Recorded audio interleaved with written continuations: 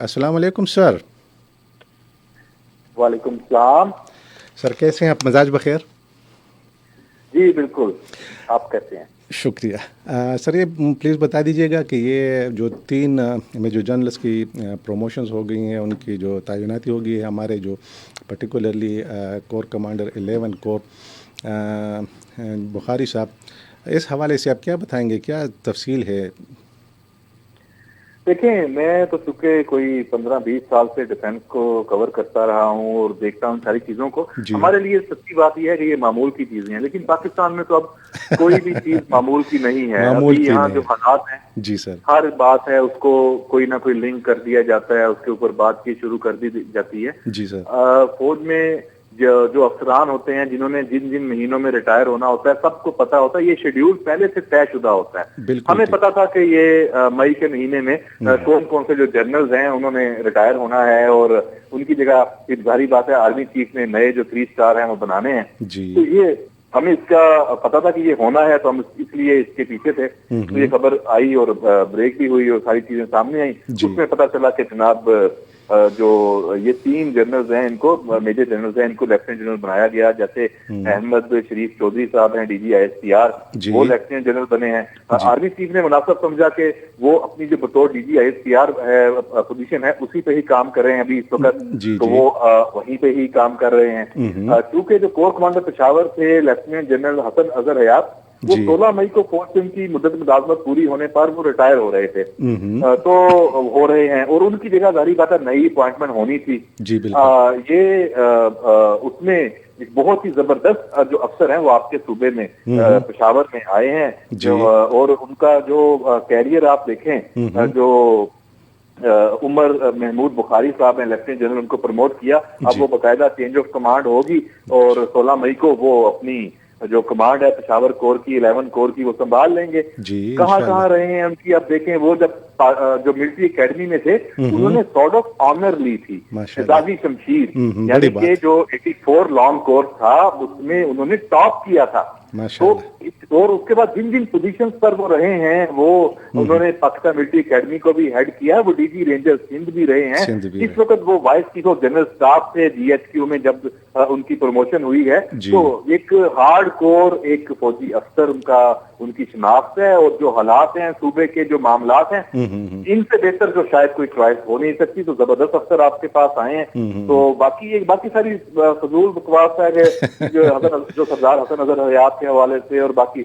जी। PTI और इसका जो बस चले, तो पता नहीं ये क्या क्या चीजें चले। मेरा ख्याल है कोई भी फैसला होता तो उसको लेके ऐसे ही सोशल मीडिया पे प्रोपेगेंडा होता। ये एक रूटीन की चीजें हैं। और अब जो जनरल उमर बुखारी हैं पेशावर कोर में तैनात होंगे, 16 को वो कमांड लेंगे। अभी उनकी जो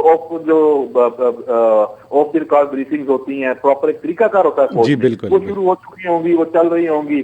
और उसमें फिर उनकी सारी मुलाकातें, मैं समझता हूँ कि उनकी वजीर आला के साथ भी कोऑर्डिनेशन अच्छी होनी चाहिए, जो भी कोर कमांडर, क्योंकि हम एपेक्स कमेटीज का दौर है, हर सूबे में बनी हुई है। वहां पे जहां पे फौज की सिक्योरिटी फोर्सेस की मामलत सूबाई इंतजामिया को चाहिए होती है, वहां फौज देती है। कोई भी मामला हो, सिक्योरिटी से रिलेटेड हो, कुदरती आफात का हो, या भी इकोनॉमी के मामले में चल रहे हैं, किसी भी तरह की, तो वो उनको मिलेगी अगर वो लेना चाहेंगे। अब ये उनके ऊपर है कि वो उसको कैसे लेके चलते हैं। धमकियां देते हैं, जैसे नए गवर्नर को वेलकम करने की बजाय धमकियां देनी शुरू कर दी। तो जो गवर्नर हाउस में फैसल करीम कुंडी आए हैं, शुरू में हालांकि उन्होंने बयान दिया था कि वो साथ चलेंगे, लेकिन उनको मजबूरी थी, उन्होंने जाहिर है उनको भी रद्द-ए-अमल देना पड़ी उनको भी। सर आपने कुछ बात तो कर ली, लेकिन ये कि ज़रा हमारे सामीन के लिए पुख्तनख्वा सुनो पुख्तनख्वा के सामीन के लिए बता दीजिएगा कि जो इतने बड़े लेवल पे फ़ौज में जो तब्दीली आती है, ये इसमें एक तरीक़ेकार का भी थोड़ा सा इसको, आप तो काफ़ी अरसे से कवर कर रही इन चीज़ों को, तो नो डाउट कि ये एक मामूल की अपॉइंटमेंट है, लेकिन इससे आप क्या समझते हैं कि जो दहशतगर्दी के ख़िलाफ़ जो जंग यहाँ जारी है, अमन की सूरत हाल है, सियासी जो सूरत हाल है, इसमें जो हमारे नए जनरल साहब आ रहे हैं, तो क्या देखते हैं इसमें तेज़ी आएगी या यही रहेगा, पुरसुकून रहेंगे हालात, या क्या देखते हैं आप? देखें, जो फौज की ओवरऑल पॉलिसी है उसमें कोई फर्क नहीं आएगा। जो नए कोर कमांडर हैं वो जो पॉलिसी को इम्प्लीमेंट कैसे करते हैं वो डेफिनेटली फर्क उसमें आ सकता है, लेकिन पॉलिसी वही है।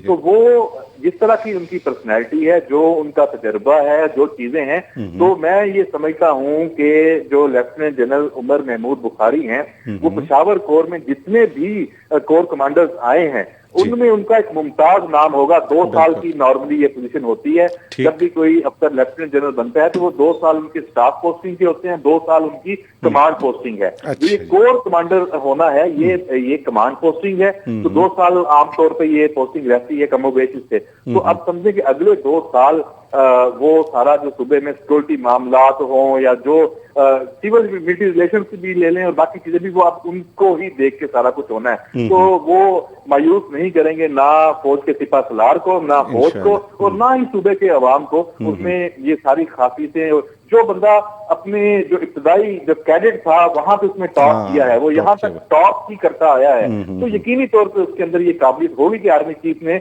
उनको इतनी अहम पोजीशन दी है। तो वो जो इंतखाब है आर्मी चीफ का उनका, ये मेरा ख्याल है कि ये इस पे सबको इत्मीनान होना चाहिए। और पेशावर में, सूबे में जो मामला, बात फिर वही आ जाती है कि इसको, इस ओहदे को, इस तैनाती को क्रिटिसाइज करने वाले गलती पर हैं। वो जो पार्टी है जब वो फौज के सरबराह को मुलव्वस करती है मुख्तलिफ मामला में, उनको निशाना बनाती है, तो कोर कमांडर को भी वो, तो ये नुकसान है मुल्क का भी, अवाम का भी, सूबे का भी। तो ये सारी चीजें कोऑर्डिनेशन है, ये सारी चलनी चाहिए। इसमें किसी को इस हवाले से टारगेट नहीं बनाना चाहिए किसी को। और सरदार हसन अजहर हयात हैं, उन्होंने अपना काम किया, और आपने देखा कि इवन जब 9 मई भी था, अभी तो बड़े उसको वो पेश कर रहे हैं इस तरह तरीके से कि जब 9 मई था तो उसके बाद उन्होंने रेडियो पाकिस्तान का दौरा किया, उसके बाद कार्रवाइयां हुई, चीजें हुई, फौज के वकार के लिए, सूबे के अवाम के लिए उन्होंने एफर्ट की।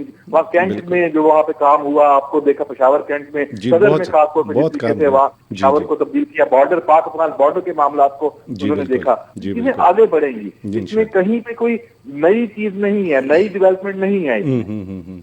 अच्छा सर, ये बता दिए कि जो हमारे जो मौजूदा कोर कमांडर साहब हैं उन्होंने एक्स्ट्रा करिकुलर एक्टिविटीज़ जो हैं उसमें भी काफ़ी काम किया और पेशावर के लोगों को काफ़ी करीब किया, साथ लेके चले लोगों को।